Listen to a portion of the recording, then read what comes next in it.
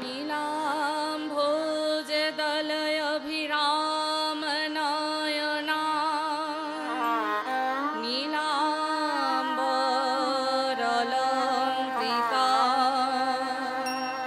गौराङ्गी शरदिन्दु सुन्दरमुखी विस्मेरबिम्बाधरम्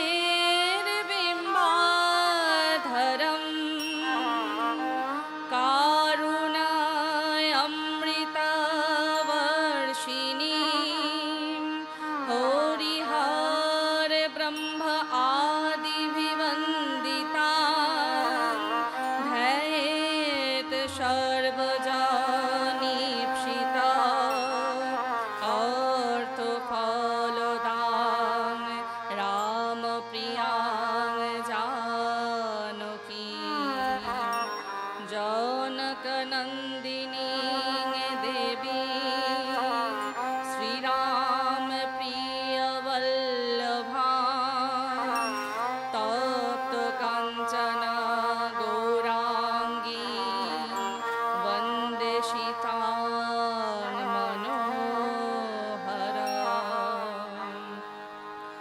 महाशैलं समुत्पट्टा धावन्तं रावणं प्रति तिष्ठ तिष्ठ रणे दुष्ट घोररावं समुत्सृजन् लाक्षारसोरुणं रुद्रं कालान्तकजामुपमं जलदग्निलसद्नेत्रं सूर्यकोटिसमप्रभम् अङ्गदाद्यै महावीरै वेष्टितं रुद्ररूपिणं श्रीरामदूतं शिरसा नमामि श्रीरामदूतं अहं भजामि वायुसूत हनुमान स्मरामि। हे श्रद्धालु श्रोताएं, गतकाल आप सब धैर्य की मूर्ति, भक्ति की प्रतिमा, बात्सल्य प्रेम आधार माता सबरी जी की कथा सुनी है ना। श्रोताएं, सामाजिक दृष्टिकोण, राजनैतिक दृष्टिकोण, भौतिक दृष्टिकोण तथा वैदिक दृष्टिकोण अलग अलग होते हैं, परंतु श्री भगवान और भगवत भाव संबंधी दृष्टिकोण ऐसा है जिसमें कोई स्पर्धा नहीं होती, गुण में दोष दर्शन भी नहीं होता, अहंकार नष्ट हो जाते हैं, किसी का तिरस्कार भी नहीं होता। माता सबरी के भाव में मन में ऐसी अनुभूति होती है जैसे शरीर से, सर्वांग से सर्वात्मा प्रभु श्री राम के सेवा हो रही है। सारी इंद्रियां उनके अनुभव में लगी है, मन में उनके प्रति सद्भाव भी है, बुद्धि विवेक से परिपूर्ण होता है, इसलिए अहंकार भी नष्ट हो जाते हैं। प्रभु की सेवा में इतना तन्मयता होते है कि तब सर्व अवस्था में सर्वत्र प्रभु श्री रामचंद्र जी का दर्शन होते हैं। मन में कभी किसी प्रकार की विकार नहीं होती, इसीलिए कुछ बोलने की जरूरत भी नहीं पड़ती। हे श्रद्धालु श्रोताएं, आपके व्यवहार ही आपके धर्म है। आपका धर्म शक्ति का परिचय है। जीवन में धर्म शक्ति होना आवश्यक है, अन्यथा मनुष्य अपने मन में जो आए वही बोले, जो मन में आए वही करे। क्या बोलना, क्या करना और क्या नहीं करना, क्या नहीं बोलना, इसी विवेक का नाम है धर्म। अनुचित्ते धृते नास्ति रसभंगस कारणम।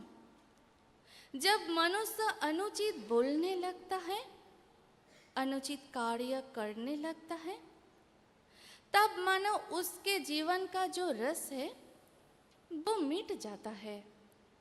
इसलिए वाणी और क्रिया में उचित अनुचित होना अवश्य चाहिए।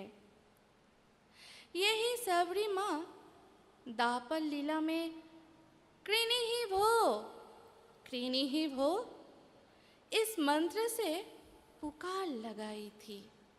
हे श्रोतेय श्रोताएं, अभी हर एक जगह में फूल यानी पुष्प की बागीचा है। अभी तो फूल का व्यवसाय हो रहे हैं। अपने प्रभु के लिए एक भी माली या मालिन माला गूंथी है क्या? वे तो माला बेचने के लिए गूंथे हैं। लेकिन एक मालिन की कथा आप लोग एक मन से सुनिए। नंदगांव आनंद से पूर्ण हो गए। आनंद ही आनंद, चारों ओर आनंद फैल गई। सभी लोग आनंद से नाच रहे हैं। नंद के घर सभी को आनंद देने वाले परम आनंद प्रभु प्रकट हुआ है। नंद अर्थात नंदयति सर्वजनन स नंद। वाणी, विचार, व्यवहार से जो सभी को आनंद देते हैं वही नंद है। नंद भवन में आनंद ही आनंद। बोनवासिन एक वृद्धा मालिन के हृदय में आनंद ही आनंद। साग पत्ता, फूल बेचने वाले वृद्धा मालिन को संवाद मिला कि उनके राजा नंद पिता बन गए। त्रेता में सबरी से प्रभु श्री रामचंद्र जी ने कहे थे कि मात्र भक्ति ही मुझे आर्द्र कर पाती है। इस बार ब्रज की लीला में वही सबरी मालिन के रूप में प्रत्यह माला गूंथती रही और मन ही मन प्रेम डोर से प्रभु को बांधती रही। किंतु आज सभी फूल नंद राजा के सेवकों ने खरीद लिया है नंद महोत्सव के लिए। नंद महोत्सव मनाना है सुनकर वृद्धा मालिन के हृदय में आनंद उत्पन्न होने लगा। नंद महोत्सव में धन नहीं, मन ही प्रधान है। हृदय बन गया गोकुल। वृद्धा का हृदय गोकुल बन गया। गो का अर्थ है इंद्रिय और कुल का अर्थ है समूह। इंद्रियों के समूह अर्थात हृदय।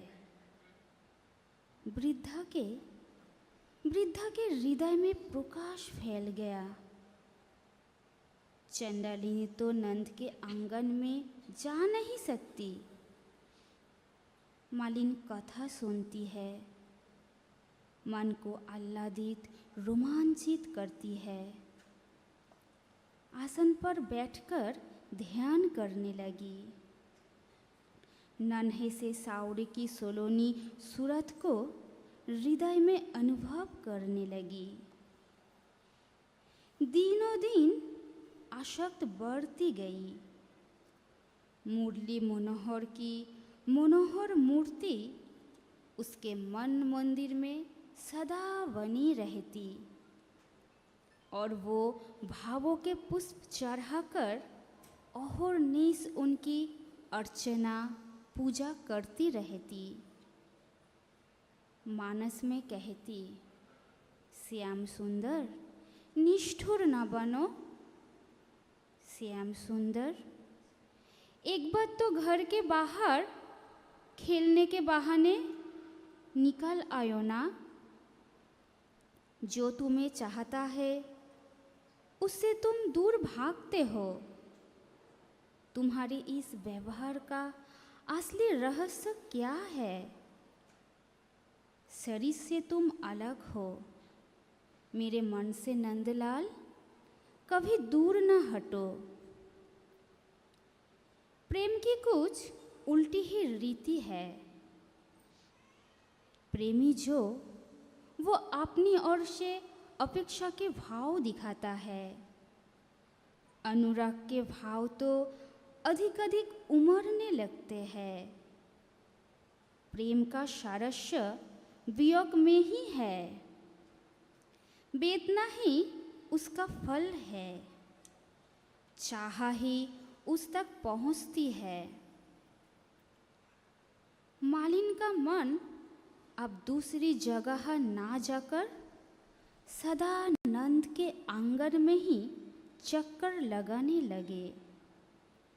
जब सोची कि नंद भवन के सामने जाना तो मुश्किल है, मैं चंडालीन हूँ, नीच जाति के हूँ, दरिद्र हूँ, क्या करूँगी? जब मन में भक्ति पैदा होते हैं तो बुद्धि भी होते हैं। फल बेचने वाली मालिन को प्रभु के कृपा शक्ति ने कृपा कर दी। उन्होंने नंद भवन के पीछे आकर पुकारने लगी, कृनिहि भो, कृनिहि भो, फल ले लो, फल ले लो, मीठे हैं, बहुत मीठे हैं। मालिन एक दोईबी प्रेरणा से आई है। उनकी आवाज नन्हे गोपाल ने सुन लिया। आज भवन के सामने वाले दरवाजे पे ताला लगा था। चंचल गोपाल के लिए माता यशोदा व्रत किए हैं। गर्गाचार्य पूजा आसन में बैठे हैं। पूजा के लिए 5 प्रकार के फल चाहिए।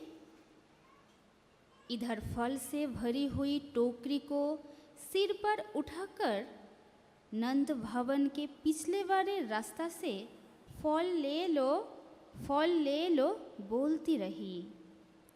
ये आवाज नंदलाल ने सुनी। बहुत साधन करके कष्ट उठाकर नन्हे गोपाल जी पिछले वाले दरवाजे को खोले। दरवाजा खुलते ही यशोदा नंदन के भोले से चेहरे पर मालिन की नजर पड़ी तो अवाक ही रह गई। इतना सुंदर बाल चेहरा, ऐसे चेहरे को तो उसने आज तक नहीं देखा था। चेहरे को निहार रही थी और वो भूल ही गई कि कोई उसी से फल लेने आया है। गोपाल ने ही उसे झकझोरा, ओरी मैया, मैं तुम्हारे फल खरीदने आया हूँ, दोगी ना? मालिन ने पहली बार लल्ला की अमृतमयी बानी सुनी। लल्ला के प्रेम से छोकी मालिन ने आँखें खुली तो मालिन की आँखों से आंसू रुड़क रही थी। वो आंसू अब धीरे धीरे बरसाने लगी। हृदय में प्रेम तथा आनंद उमड़ आ रहा है। फल का मोल चुकाने के बाद वो तो भूल ही गई थी। मोल तो एक ही। जिस तरह यशोदा की गोद में बोलते बोलते मालिन रो पड़ी। मैं हूँ अति अभागिन, मेरी गोद में आएगी लल्ला? एक बार माँ कहकर पुकारोगे? एक बार मात्र?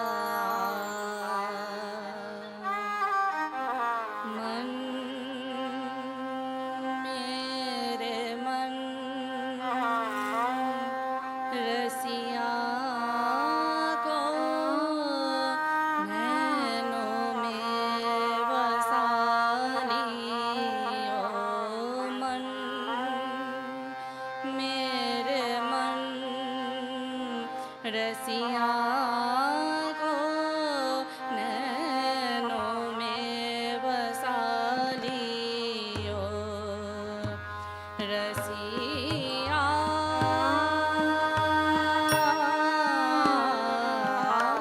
रसिया मेरे मन रसिया मेरे मन रसिया को नैनों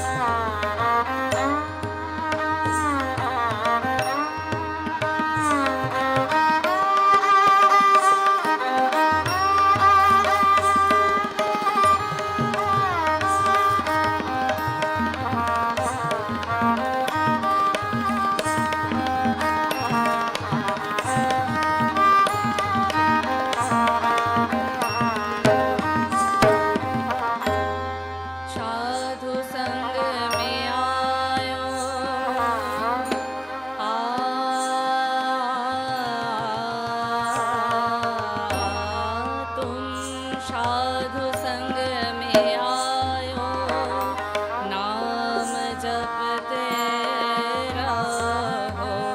साधु संग में आयो, तुम नाम जपते रहो। नयनों में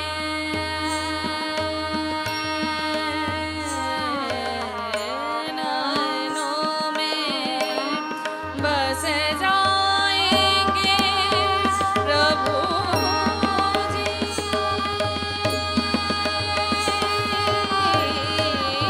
नयनों में बस जाएंगे प्रभु जी। साधु संग में आयो, नाम जपते रहो। नयनों में बस जाएंगे प्रभु जी। मेरे मन रसिया को नयनों में बसा लियो।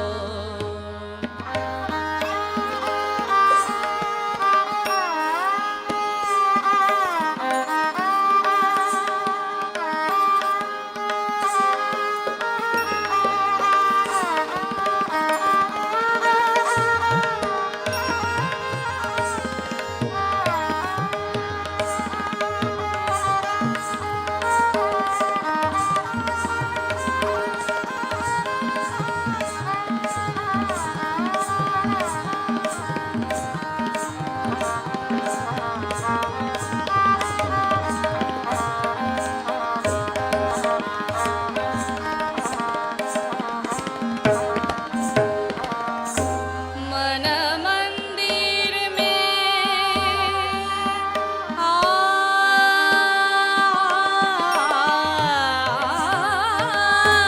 मन मंदिर में ज्योति